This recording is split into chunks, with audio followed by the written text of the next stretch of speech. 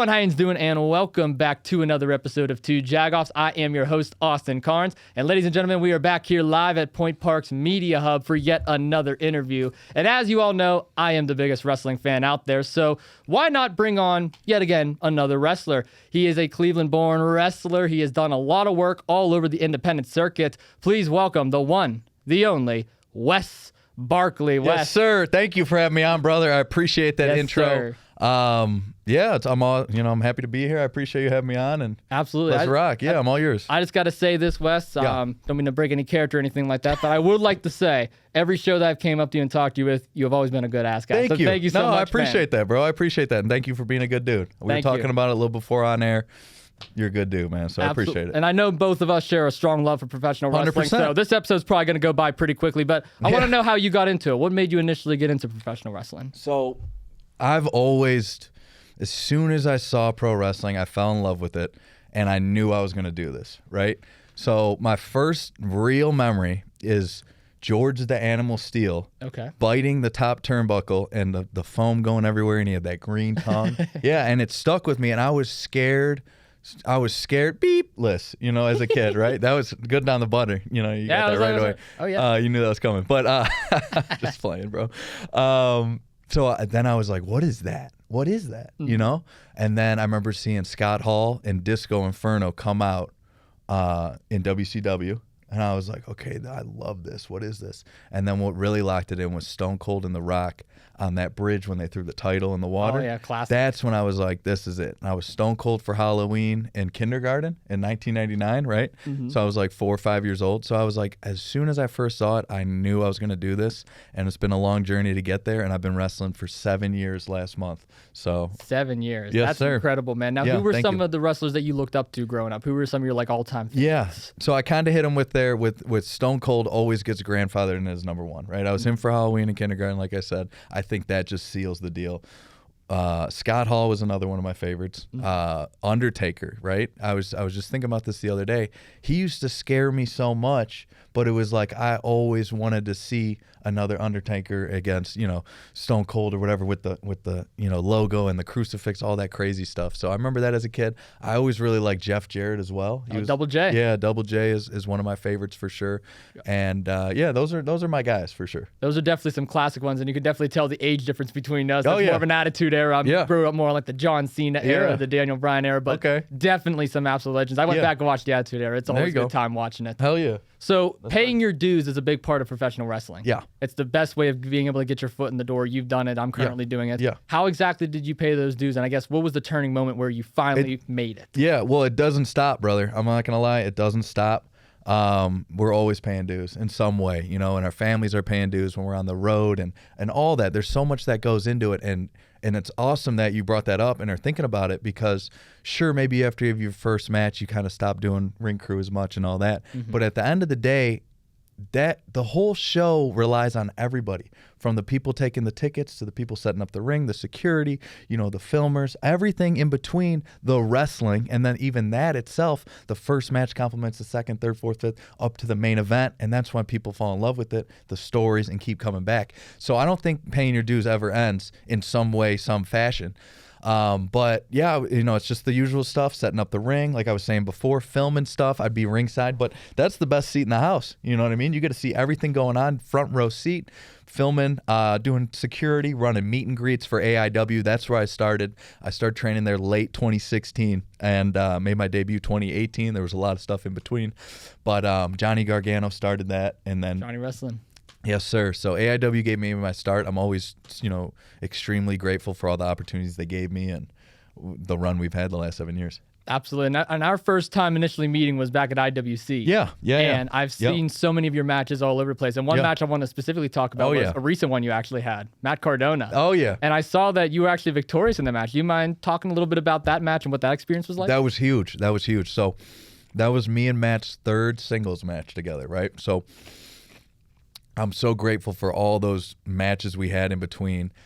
We had a good little story going on over the years, and we've shared the ring maybe 7 or 8 times in some multi-man matches that were absolutely insane looking back on them. One, we had, Britt Baker make a save because he had Chelsea with him. So just like thinking about that star power in that match years ago is awesome. But no, that match was huge for so many different reasons.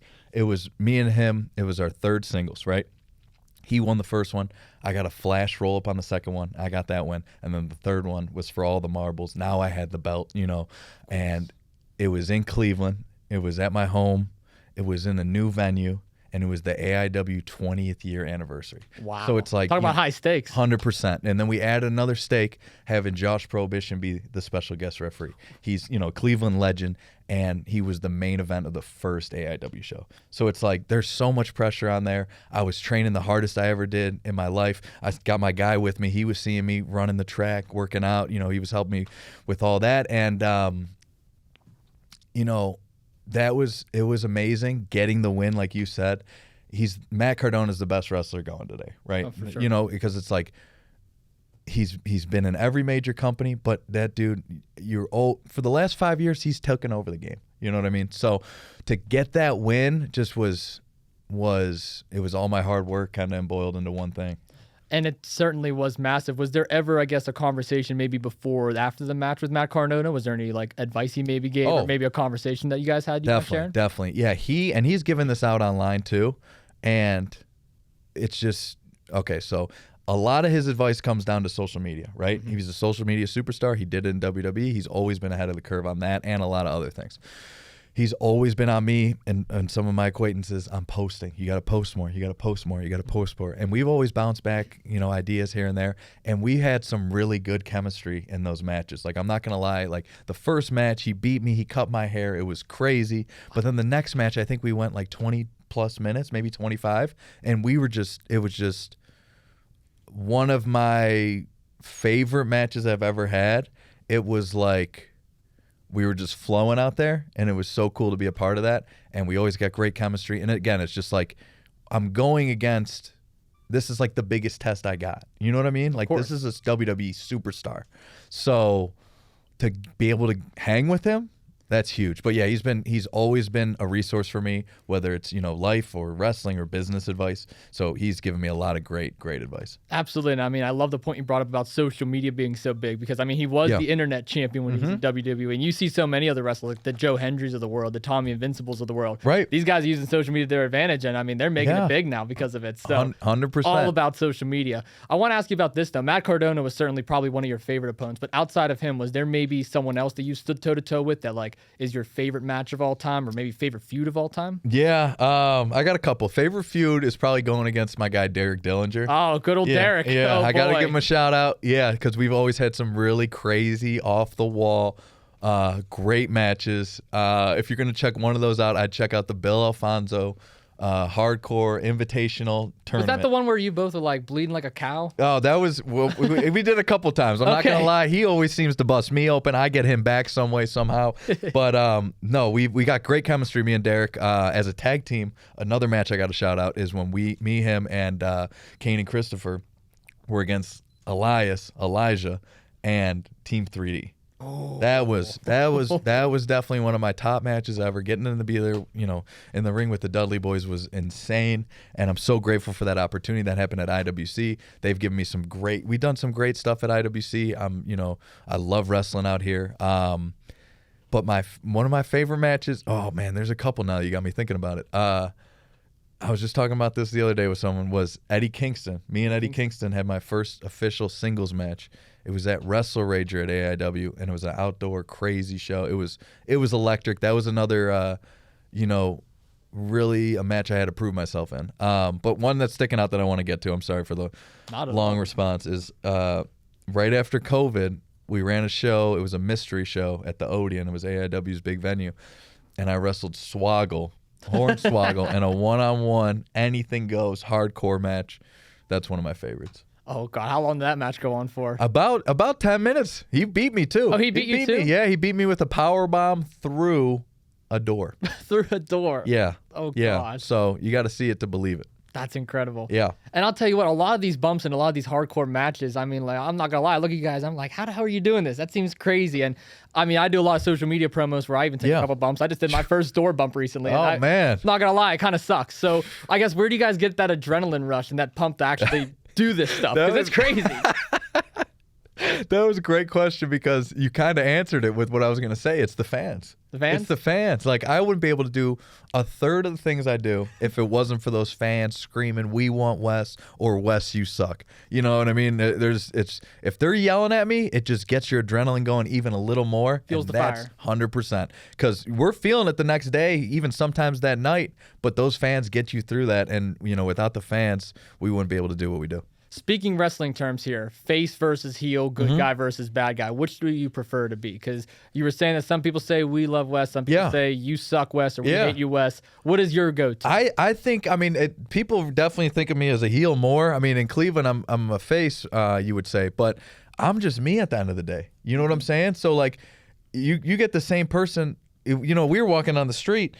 You know, the same few people could have seen me, and some people could have liked me, some people could have hated me. You know what I mean? But I was me. I didn't move different. I didn't do anything different. So when I hit that curtain, I'm giving it back. So if I go out there and they're like, you know, or flicking me off, I'm giving it right back. You know, I hate this town. But if I come out there and it's like, let's rock, and they're with me, then let's rock. So I'm just me, but it's definitely I definitely lean more towards the heel side because I'm just doing it my way. You know what I mean? More the bad guy. Yeah, I'm just doing it my way. So of course, is there ever times where the fans are like saying stuff to you that like might actually catch you off guard, like maybe get a good laugh out of or stuff? Yeah, definitely. What's some examples?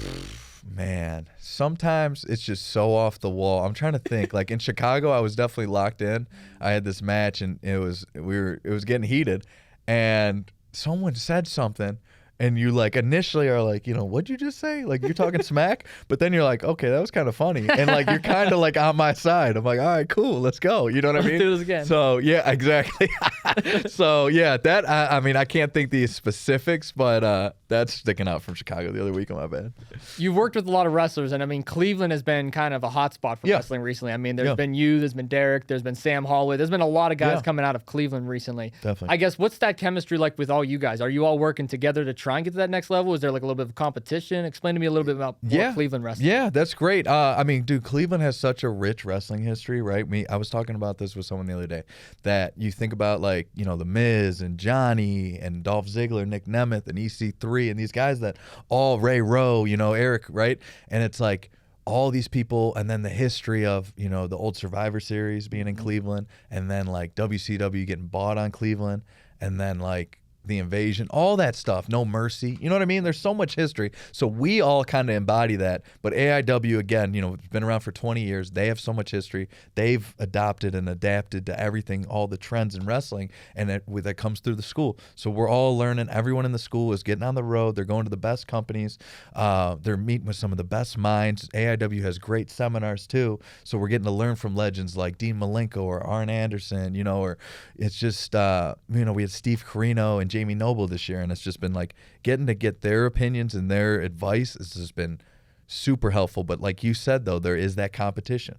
You know what I mean? We see each other out there, and it's like, okay, we got to go harder. We got to get to those places and more. And then we all level each other up. So it's always honest. It's always positive, but it's just real, and it's just to take us to the next level. So it's a good team. All about giving it back while also competing at the same time. 100%. Love to see it. And I mean, you bring up a good point, too, about getting advice from the people who's done it, the people that's been there before. I mean, for my career, respectfully, I look at Joe Dombrowski. Yeah. He's made it in the broadcasting world. Went out with him a 100%. couple times, get in the car, go on the road. For sure. All about traveling. Doing it the right way. Yeah. In your terms, though, with wrestling, who would you say maybe some of your mentors were, some of the people you've gotten advice from, and what is some of that advice they shared with you? Yeah, so a lot of the guys that have been through AIW, I've been lucky enough to, you know, build this relationship with them, whether it's Colin Delaney or, you know, Cleveland Matt Justice, even Colin and Cheech, you know, they both have been super helpful, but Matt Justice has been super, super helpful, having Matt Cross, M-Dog 20, and Josh Prohibition, two Cleveland icons, you know, be always instrumental with the Cleveland scene, but also AIW. Those guys have been super helpful for me. Even though what happened with me and Josh Prohibition when he, you know, he was the guest ref, and the end of that Cardona match, he turned on me. So we got a little issue, but I can't not give him the respect for that. And then a lot of guys that, we've gotten to see. So I got to give them credit first and foremost. But then like Elias has been super helpful for me. Tommy Dreamer has been an awesome resource. He's given me some great advice and getting to wrestle him for IWC and up in Greektown were awesome experiences. I'm trying to think. I don't want to leave people off. I mean, I would say Matt Cardona and Brian Myers were both huge. I got to do a seminar with Brian Myers like right before we wrestled him, right after COVID. We kind of did something, and that just leveled me up immensely, and having him as a resource has been huge too. So those are my guys. Yeah, I can only imagine what that advice would really take. And I mean, so much of it you probably apply to your everyday career. And I mean, I can only imagine like backstage, so many different wrestlers, like when a big name does come in, like a Tommy Dreamer, like a Matt Cardona, everyone wants to pick their brains a little bit and get that advice. I guess, what is that like when there is someone big backstage? I mean, what has been some of your You hit it on the head, but you'd be surprised that a lot of people don't.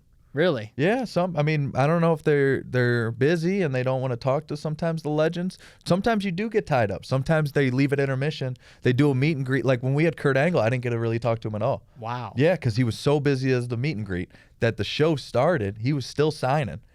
2 matches in, I just wrestled. I'm coming back for my match. I'm chilling. And then he left intermission. So it's like I didn't even get to see him. So sometimes it happens like that, right? And you just miss the guy, or they're busy, or they're, hidden. So, but yeah, I mean, I always, because the wrestling business is like no other business. You know this now, right? From seeing it.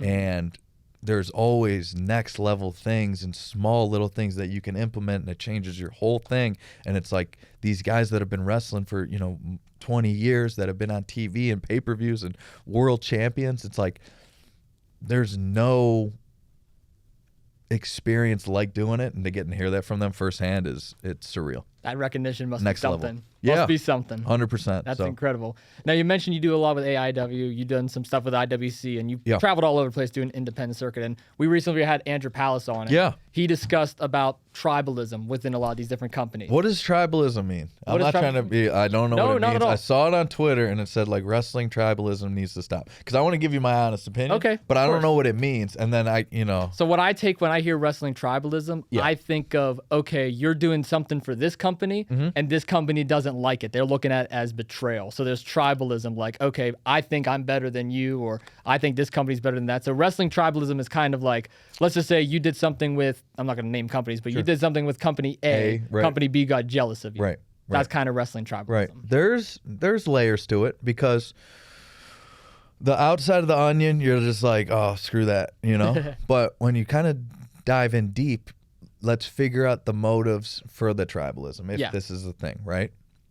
Because there's so many layers to it, right? There's what's the situation, what's the talent, because if company A and company B, right, you worked for A and B got mad at you, right? How far are those towns apart from each other? You know what I'm saying? That is true. How far are these companies? Is it the same date? You know what I'm saying? Because there's layers to it. So if you're a big superstar and you're coming into Pittsburgh and company A has you a week before B, but company B made you, it's like, what, because, this is what I was thinking about on the ride here, is that the wrestling industry has changed, right? And it always is changing, right? Because I say it's changed and people are just like, oh, duh. But it's like this year when John Cena won the belt, they said it was going to change the business. It did. It really and did. We're seeing it with how these pay-per-views are going, the ticket prices, right? So now all I see online is how high these WWE tickets are. But we got to remember that John Cena's the champion. This is the GOAT. You're never going to get to see him again. Greatest of all time. So, right. You know what I mean? So you're never going to get to see him again. So that's not our problem that the tickets are high. It's our problem to put on the best show for the fan that comes and throws 20. Because now it's harder than ever, right? Right. So that's where I'm at. If the fan can only get to see one of these shows, let's make it worth it, and it's the best show. So I don't know. I really stay out of the politics, Kind of do your own thing. Yeah, I'm just kind of doing my own thing, and I'm just trying to be the best. I get it to some degree, and there's layers to it again. But me personally, I'm just like, let's just have the best show we can and be the best wrestler you can be. And that's what it all comes down to. Yeah. Just putting on the best performance you can, making the fans remember something. 100%. Letting them take something from the show and be able to live with it. Because that's why we're fans. That's why we're fans. Because there was something you saw as a kid or I saw as a kid that I was like, I'm hooked. You know what I mean? I guess what made you hooked initially? We talked earlier about Stone Cold. Did I say that on air? Did I talk that on air? What? I said Stone Cold on air, right? You did say okay, Stone cool, Cold cool, on cool. air. I didn't know if we were live or not. My bad. I'm sorry. I just zoned out. This coffee's got me caffeinated, right? It's okay. I got a pop over here. I can match that energy. We're zooming, brother. Yeah. We're riding high. So you said, what were those moments? That was, though, I mean, when I just said that, though, people are going to be like, what is this guy thinking? But when I just said that, right, I just thought of coming home from, this had to be first or second grade, right? Okay. So we're talking 2000, 2001, 2002 range, right? Someone watching this will get the date right, and they'll clip it here, hopefully. You know what I mean? It'll be good content. But I came home from school. I used to have a little TV this big in my kitchen, right? A little white TV. Came home from school, flipping the channels, right? Eat my bagel bites or pizza rolls, whatever. And Classics. yeah, and SmackDown's on, or a recap of SmackDown's on, right? And it's oh man, it's the Big Boss Man driving a hearse with Big Show's mom's casket behind, and Big Show ran and jumped on him. Right? That when you think of that and you see that, you're like, what is going on? So you're saying that's one of the moments that hooked you right yeah. there, was the Big Boss Man. Oh yeah. Oh yeah. That's a great one. Oh yeah. Coming home from school and seeing that, you're just like, I'm locked in. It's all about that comedic relief. 100%. I want to come back to that for a second. I'd like to share with you the moment that hooked me on the wrestling. Yeah, go ahead. You go ahead. Front row, I forget what the show was. It was an independent company. I don't even know if they're around anymore. At Washington Wild Things. It wasn't IWC. It was someone else. The place we just ran. It's the place we just ran. Yeah. And at EQT Park. And it was Scotty Too Hotty and Grandmaster Sexy. Too cool. They were in the ring. Wow. I was sitting front row. It was my first ever wrestling event in person. And I had action figures. I watched Raw a couple times, but I wasn't really hooked yet. I was just kind of watching it to watch it. So my dad takes me to the show, and I see them. And Grandmaster Sexy, he's like, you, come in the ring. I'm like, how old are you? You know me? I'm maybe like 6 at this point. I'm like 6 years old. Yeah. So what year would have been? My bad. Oh, honestly, I have no What clue. year were you born? I was born 2003. Okay, so maybe 2008 to 2010. So 2008, that sounds about right. All right, 2008, 2009. Yeah. And he comes, he pulls me over the barricade. I get in the ring. That's my first time ever in the ring. First ever show, by the way. Yeah. He gives me his headband. He's like, here, throw it out to the crowd. And he wants me to hype up the crowd and everything. So I toss out to the ring. I do the worm with Scotty Too Hot, and then I get out. You're a superstar. I'm a superstar, man. And that right there hooked me. And I was like, okay, I need to watch it. And dude. Every Monday, every Friday, watching wrestling, then AWT, and I'm indulging at that point. I didn't know that was your story. I would have started wrestling school that next day. Hey, brother, you were throwing a headband out. You hit the worm. I hit the worm with Scotty. With Scotty. Dude, if phones, you missed the social media just by a month probably. You know what I mean? There was probably camera phones the next week. There probably was. And here's the craziest part. I never seen footage of that. That's what I'm saying. There's maybe like 2 pictures, like 2 really blurry pictures my dad got at ringside.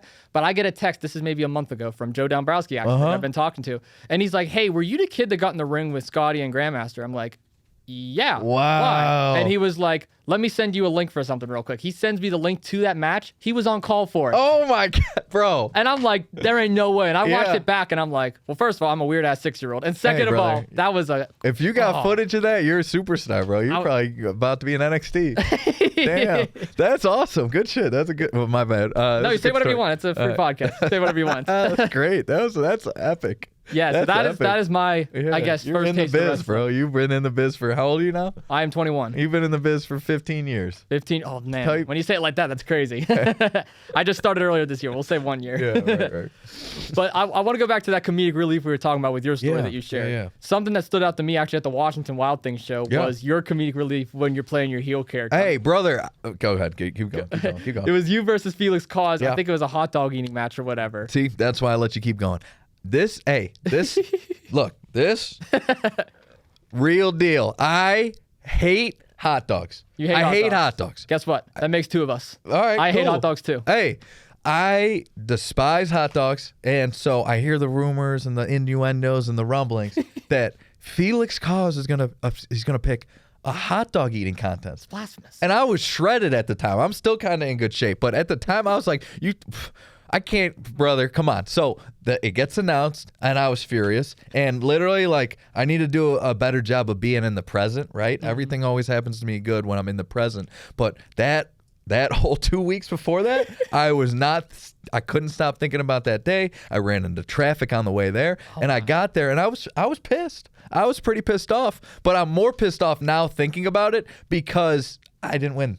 Yeah. You know what I mean? It would have been a way different story if I was pissed and then I won the belt. But of course, Felix cheated. And again, a stipulation of a hot dog eating contest. Are you kidding me? Yeah, what kind of stipulation is that? I feel like you had a different battle that night, too. That drone was giving you a hard time on your entrance. My man. I was right there ringside. I was looking at that drone. I'm like, what the hell are you doing? Well, after the pod, we're going to need you to sign off on something because I'm talking to the commission, and we're going to have that drone not only banned, but... It's going to be axed. Well, get it out of here. I was going to hit it with a bat. Oh, okay, even better. But an axe actually sounds even better, brother. Axe, so why not? yeah, I'll chop that thing up. So yeah, I'm glad you noticed it. I mean, dude, if we want to blame something on me losing, it's definitely that. It was the drone. It got on your head. For sure, it was messing up my hair. I had my hair nice and styled for when I was about to win the belt, and then the drone, and then it almost cut me a couple times. It was trying to take my legs out. Then it started playing with me. It was going, you know. Yeah, I was right there. Yeah, I'm not happy about that. But I'm glad you saw it so people didn't think I made that up. That's against the rules. We're getting that overturned. Yeah, the video production overstepped some boundaries. Hey, there you go. Crossed the line. There you go.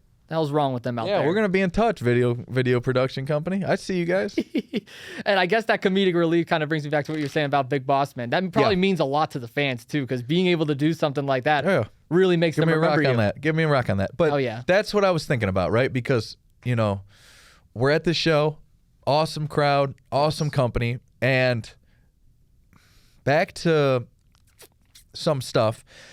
There's so many more layers that go into a show, and as a talent, I think you can say whatever you want about this, but when you work for a company, you represent that company, right? So I wanted to give the Wild Things, the fans, and all of IWC the best Wes I could. And with how stacked that show is, and the IWC shows are stacked, they have, you know, one of the best talent rosters on the indies. You never know who's going to show up. I love it. I love being there. And but that's what I was thinking. I go, let's just have the fans have fun. We're at the ballpark. Let's have fun. You know what I mean? Let's have fun. We're all at the ballpark for a reason. Exactly. So I just wanted people to have fun that night. That's what we were aiming for. All about the fun. Yeah. All about the fun. And you talked about some of your feuds that you had before. You talked about how great the indie roster is, but there's a larger list of opponents that you could be facing out there. Who are some dream opponents of Wes Barkley's? Great question. Let me sip this water real quick. Go right ahead. Smart water. Makes me smarter for this question. Yes, sir. The one that sticks out would definitely have to be Nick Nemeth, right? Ooh. Just with the Cleveland connection and him being not signed or on the independents, that's like a dream match, right? So I met him, right?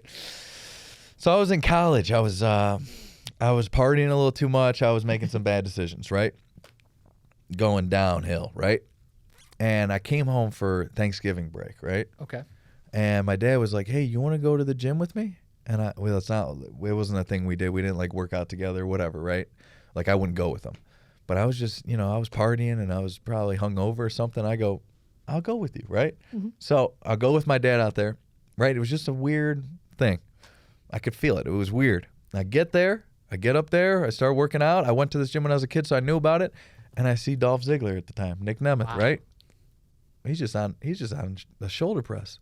And I was like, yo. And I always wanted to do this, like I said. And now I'm at college just dreading where I'm at because I know I should be at wrestling training and I'm losing time, right? And so I go up to him, I go, "Hey, can I talk to you when you're done working out if you got any time?" Right? And he just took his headphones off. He's like, "Whatever, kid. Put the headphones on." All right, cool. He's not going to say anything to me. Whatever. So then I'm at the water fountain and I just feel a tap. I look back. I go, "Oh, shit. It's Dolph." And I was just like, "What's up?" He's like, "What do you want?" And I was like, "Hey, I'm trying to be a pro wrestler. I know I'm far away from it, but I'm trying to study." I didn't know what the hell I was saying. And also I respect the biz so much that I didn't want to like him to go Dr. D, David Schultz, and slap me like, "You want to be a wrestler?" You know what I mean? Yeah, Whatever. I mean, dude, it was like 2015. So it wasn't even like 2014, 15, right? I think it was right before he won the world heavyweight title. So, but yeah, he was just super cool, and he's just like, "Where do you go to school at?" "Oh, cool." He was being really cool, right? Awesome. So so it would be even more awesome to actually have that match, but there is something in between. I did get to meet him at AEW once, right? And I told him that story, and we had a good little laugh, and it was cool, and it was just kind of like, all right, I met you at the gym. Now, 6-7 years later, I'm at AEW. It's like, let's get this going. All full circle. Yeah, and I think it would be big for Cleveland. It would be big. You got anybody you think would be a good match for me? I don't mean to put you on the spot, but I'm cool with it. All depends the situation for me, right? Like I want a big match feel. I want some big drama, but like if I know we're gonna have a little story, we can do something that way. You know what? I don't remember if you said you wrestled him or not, but I feel like another good Cleveland match. Yeah. You, Johnny Wrestling. Oh man, that Little would be Johnny Gargano. I would love that for the King of Cleveland. That would be awesome. And it's just like the school AIW. Yeah. And I love Johnny's flow in wrestling. Too. Oh, like, yeah. He's easily in my top 5 favorites of all time. He's I'm awesome. a big Johnny Gargano fan. So I would love that. He's awesome. Yeah, that'd be cool. That'd be cool. There'd be a lot of spice on that one. It'd be a good match. Just make sure there's hot dogs far away from that match. Oh, hell yeah. They wouldn't even have it at the venue. Wouldn't even be allowed to sell it. I wouldn't do that. I wouldn't even show up on the vicinity. That's kind of in my contract and rider now too. You know what I mean? What about pickles? You like pickles at all? I'm fine with pickles. Yeah, fine with I used to work for this place. This is a shoot, brother. I used to work at this place, Randy's Pickles. Randy's Pickles? Yeah. You actually worked for Pickles. Like, Yeah, with Pickles. I was making pickles at Randy's Pickles. It was fucking man. You can I say can't whatever you want. I know, but I'm not dropping an F-bomb, bro. I'm sorry. Come on, we're trying to keep it PG-13. Keep it for the kids out there. Yeah, you get one S-bomb a show. No, Randy's Pickles was a job that I worked so I could train and live my wrestling dream. You know what I mean? So I like pickles. They're fine. Well, I know you listened to the Palace interview. He kind of went at me for hating pickles. I mean, are you okay with the people that is anti-pickle, or does it bother you? Yeah, I don't care. No, it's the pro hot dog people that bother you. That's a little bit. Yeah. It's kind of pro drone people. It's kind of deranged. Yeah. Yeah. Yeah, 100%. A little out there. Oh yeah, 100%. But pickles, if you're like, and especially if you're saying no. You know what I mean? Nothing wrong with You're not pushing burger. them on me. It's not like I'm like, yo, you gotta fucking try it. Yeah. God, another F. There it is. Yeah, let me get some caffeine. Yeah, you need to get that caffeine here. We'll do one together. Cheers. Here, let's do a little. Let me get the Cheers lid off. to There pickles. we go. Yes, sir. Cheers, not the pickles. Mm-hmm. There we go. That was good. Yes, sir. Caffeine hitting now? Mm-hmm. Gotta go back for a second sip. Yeah. But yeah, screw pickles. Anyway, I want to ask you about what you've been doing recently, because I've noticed you on WWE a couple of times. You said you've been doing stuff with some AEW. I mean, these are some big companies that you've been doing some stuff for. Talk about those experiences. How exactly did that happen? Amazing. There's a lot of different, all right, so amazing experiences, right? I was just thinking about everything you said. So amazing experiences, as this being my dream job, there's nothing like being at Raw. Okay. You know what I'm saying? Like, I always loved Raw growing up. And if I can spend, 3 Mondays being there, that's 3 divided by 52% of me living my dream. Yeah. Is that, because my goal is to be on Raw to then be on pay-per-views and all that, right? So I would love to be on Raw, and being around it and you just being that close, you're just like, you see it, you know what I mean? You feel it, and you're just kind of like taking it all in. And then that goes the same for AEW. That was my first time, getting to work for a major promotion. And I had a dark match there, the first one against Dante Martin. It was amazing experience, amazing locker room, amazing. They treated everyone, super good. And over the years, just developing more relationships and that, I got to wrestle on Ring of Honor, like I was saying, here down the street. I did Wilkes-Barre, Pennsylvania at Penn State. Mm-hmm. I wrestled there. That was my first time on TV. I did a match on Collision. Wow. So that was huge. Doing Ring of Honor, like I said, and then just being around, there's, like I was saying, there's amazing talents in these locker rooms, and getting to talk to them while you have a little downtime before the show's on, or if you did a seminar with them before and you still had that connection. Yeah, there's nothing like it. But yeah, like the last time I was at WWE, it was just crazy being around like The Miz, getting to talk to him for the first time, and CM Punk and, Logan Paul.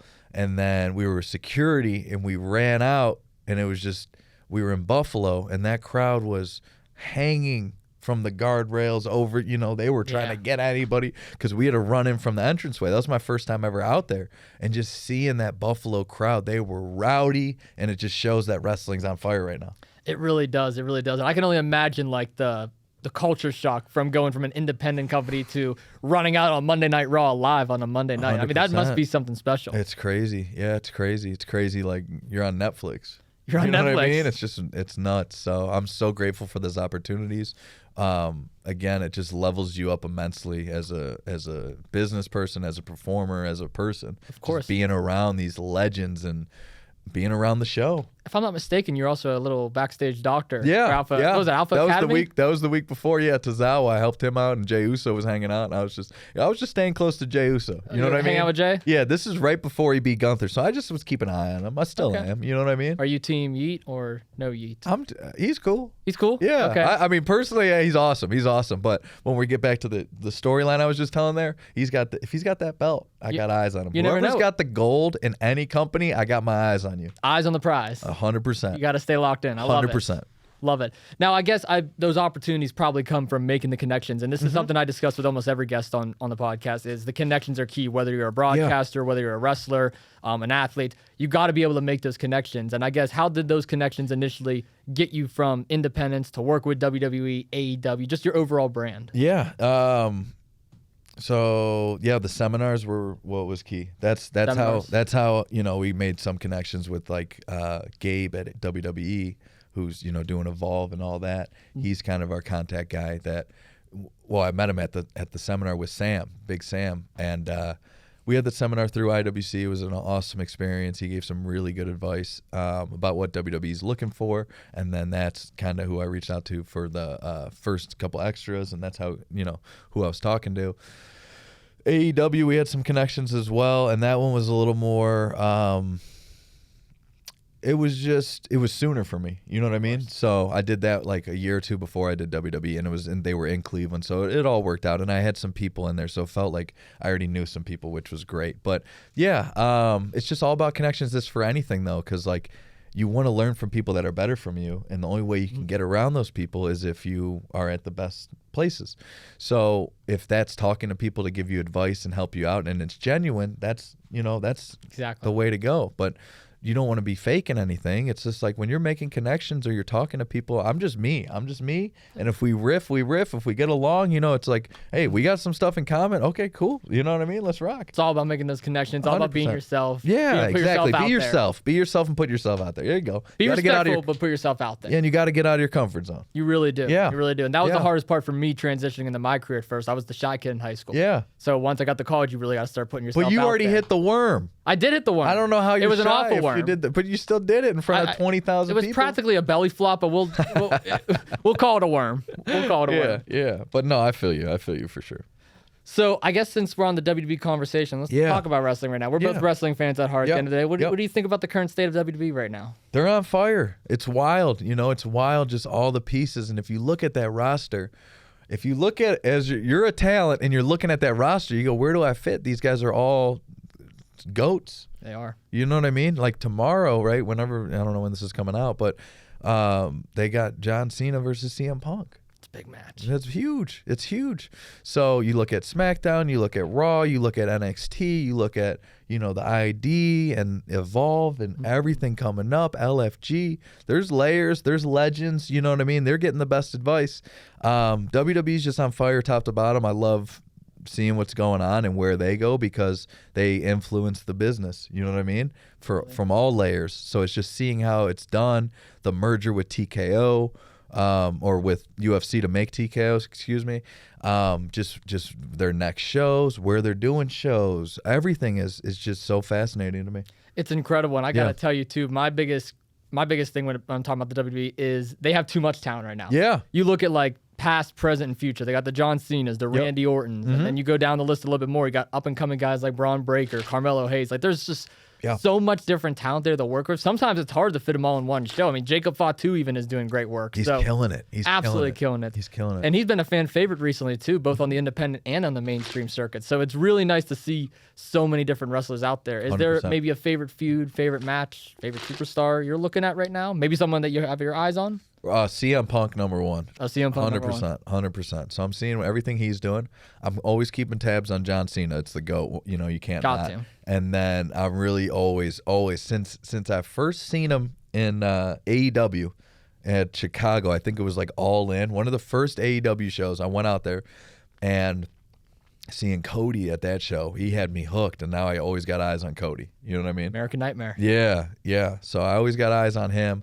NXT is doing some cool stuff. SmackDown's doing some cool stuff. The AAA mergers, wild. You know what I mean? So I got eyes on those guys. But yeah, those would be the top three. I'm seeing what they got going on. Great names to all legends in their own right. Mm-hmm. I guess if you were to, let's just say your WWE contract's presented to you right now. I'm Triple H, you're Wes Barkley. Here you go. You're signing the deal. Pass it. Here it is. Here's the contract. Where do I sign? Right here. Right there on the bottom where the big X is. There you are. Perfect. Yep.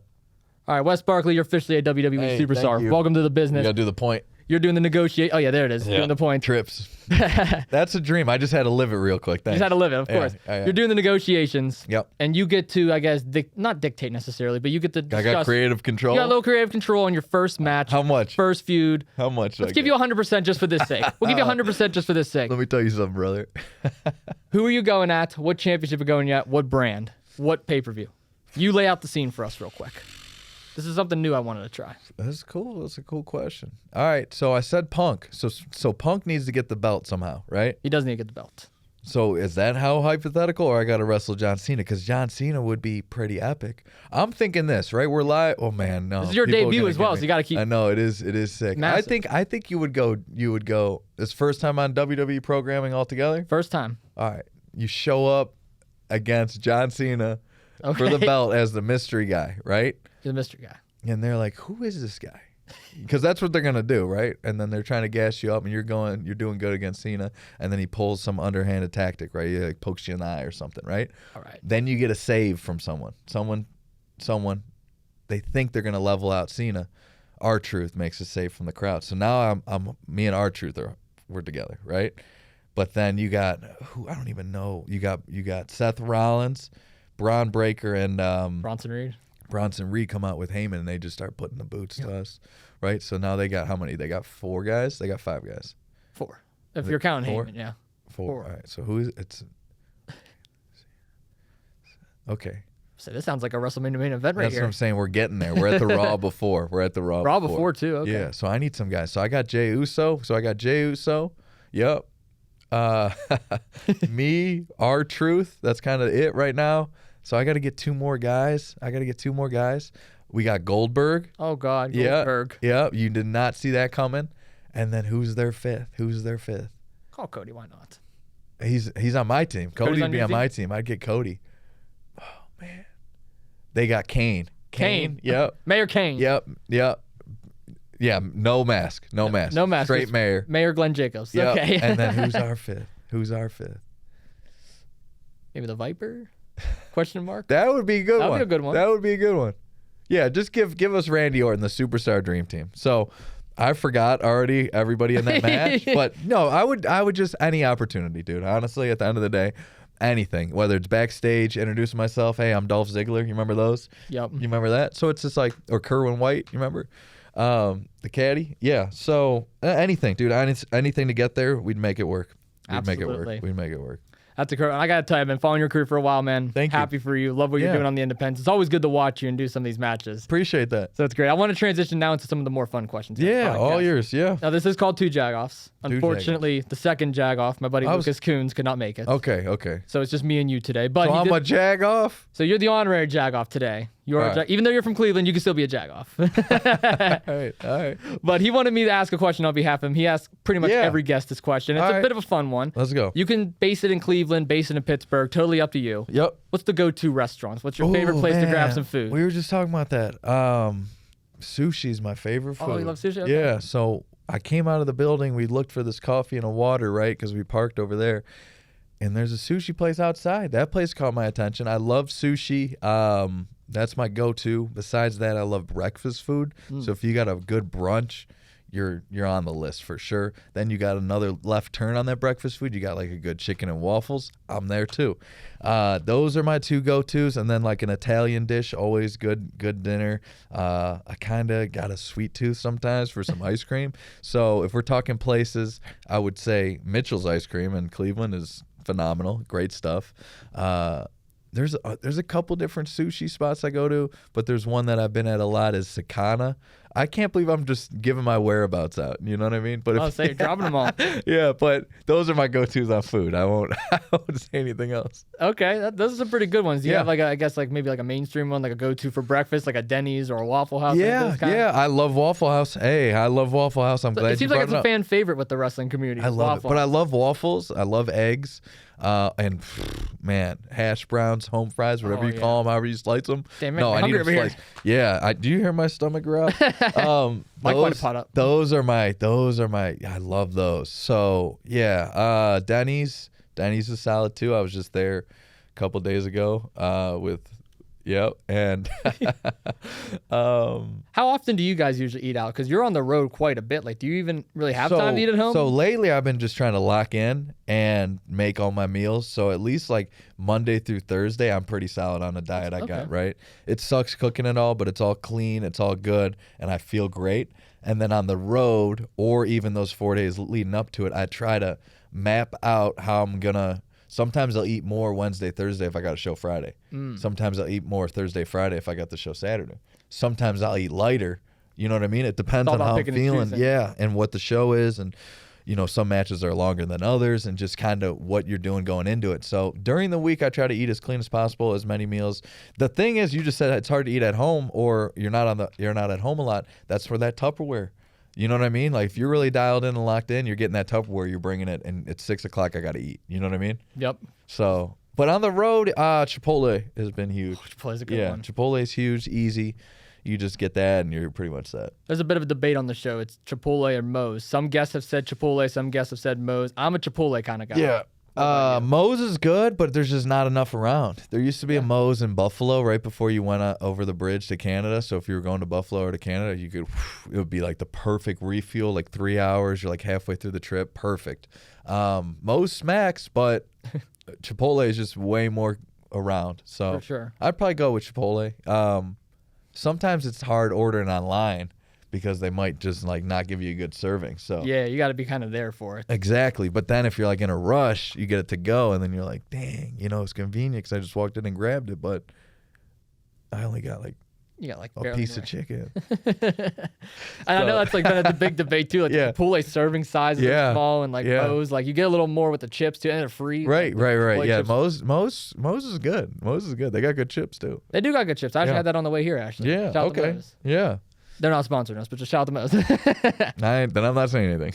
No sponsor. You don't get zip from me. You don't get nothing. No, nothing for free. I have a bit of a fun question to end off. We do a lot of Yeah. game shows on this podcast as well. We kind All of yours. do this or that blind ranking. So we're gonna play a game called STBC. It's What does that called mean? Start, Trade, Bench, or Cut. Okay. I'm giving you 4 companies. Yep. You're gonna start one. You're gonna trade one. You're gonna bench one, and one of them's getting axed. They're getting cut. They're gone. Okay. It's totally your opinion. You Yeah. can go about this however you want. Yeah. Yeah. Careful how you say it now. Yeah. I think you know where I'm Thanks. going with this. Start one, bench one. Start one, bench one. This is like your little football team here. Yeah. Of all the top companies. Yeah. I feel like you see where I'm going with this. What's the third option? Bench, trade, and cut. Trade. Okay. So you're keeping 2 of them. One of them you're going to be starting. One of them Okay. on the That bench. makes me feel better. Okay. One- Go. Yeah. Here we go. WWE is going to be one of them. Yep. You got AEW. Uh-huh.